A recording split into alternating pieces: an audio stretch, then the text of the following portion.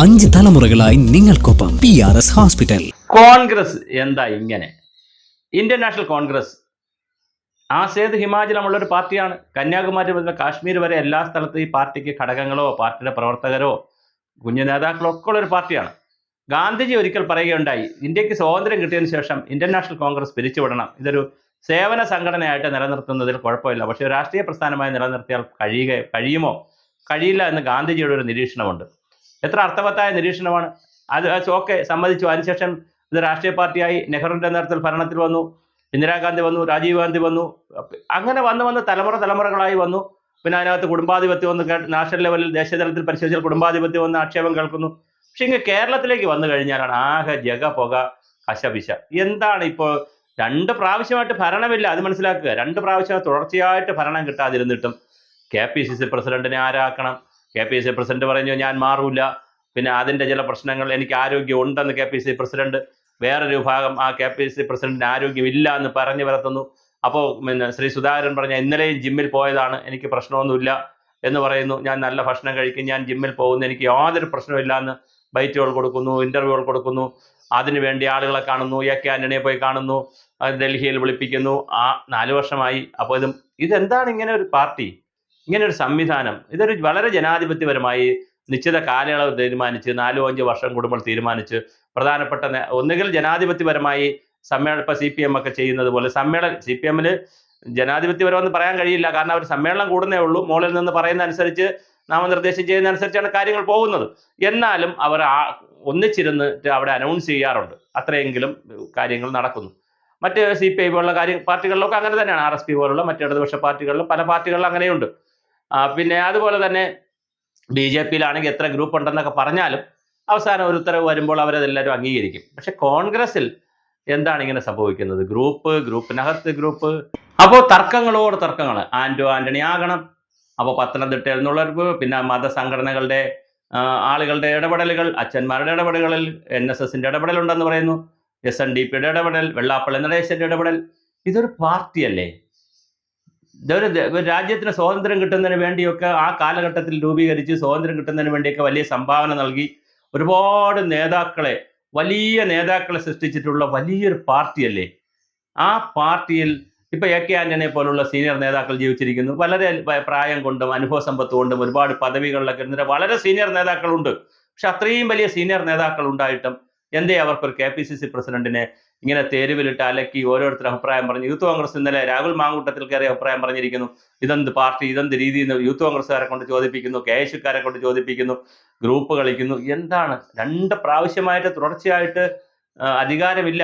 ഇനി ഒരു പ്രാവശ്യം കൂടി, 3-ാം ടേമിലും കൂടി പിണറായി വിജയൻ അധികാരത്തിൽ വന്നാൽ കോൺഗ്രസിന് നിൽക്കാൻ പറ്റുമോ? നിങ്ങളുടെ കയ്യിൽ അതിനുള്ള സാമ്പത്തികം ഉണ്ടോ?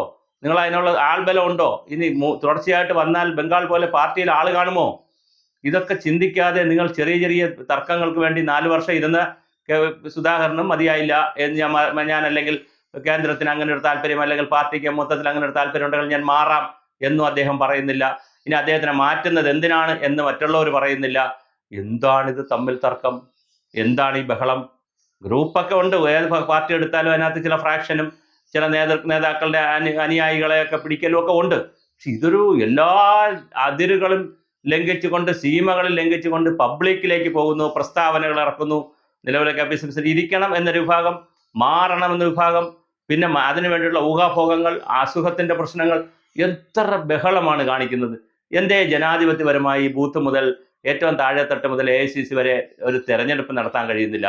വളരെ കൃത്യമായി ഗ്രൂപ്പുകൾക്ക് അതീതമായി കഴിവുള്ള ആളുകളെ കൊണ്ടുവരാൻ കഴിയുന്നില്ല? ഒരു 50% മോളിൽ നിന്ന് നിർദ്ദേശിച്ചോളൂ, ബാക്കി ഒരു 50% താഴെ നിന്ന് എന്തുകൊണ്ട് വളർത്തിയെടുക്കാൻ കഴിയുന്നില്ല? പെട്ടിപിടിക്കുന്നവനും ചായ കപ്പെടുത്തുകൊണ്ട് പോകുന്നവരും കൂടെ നടക്കുന്നവരും പാർട്ടിയുടെ നേതാക്കളാകുന്നതായിട്ട് വലിയ പരാതിയുണ്ട്.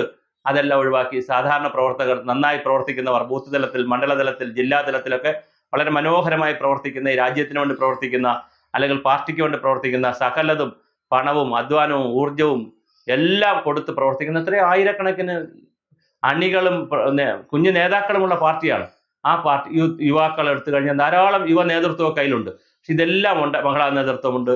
ഇതെല്ലാം കയ്യിലുണ്ടായിട്ടും മുകളിൽ തട്ടിൽ നോക്കുമ്പോൾ ഇപ്പോഴും ആവശ്യമില്ലാത്ത ഗ്രൂപ്പും തമ്മിൽ തല്ലും. പിന്നെ ആരാണ് അടുത്ത മുഖ്യമന്ത്രി, അത് തന്നെ വലിയ തല്ല് നടക്കുകയാണ്. മുഖ്യമന്ത്രി ആരാ? ഒരു ഡസൻ ആളുകളെങ്കിലും ഉടുപ്പടിച്ച് വെച്ചിട്ടുണ്ടെന്നാണ് കേൾക്കുന്നത്. പലരും പിന്നെ ഷർട്ട് അടിച്ച് വെച്ചിട്ട് അതിനുവേണ്ടിയുള്ള ഗ്രൂപ്പ് പ്രവർത്തനങ്ങൾ. ഇതെല്ലാം നഷ്ടപ്പെടുത്തുന്നത് എന്തായിരിക്കും? തുടർ ഭരണവും നഷ്ടപ്പെടുത്തും, പാർട്ടിക്കും വലിയ നഷ്ടം വരും, വ്യക്തികൾക്കും ഒക്കെ നഷ്ടം വരും. പക്ഷെ ഇതെന്തേ കോൺഗ്രസ് മനസ്സിലാക്കാത്തത്?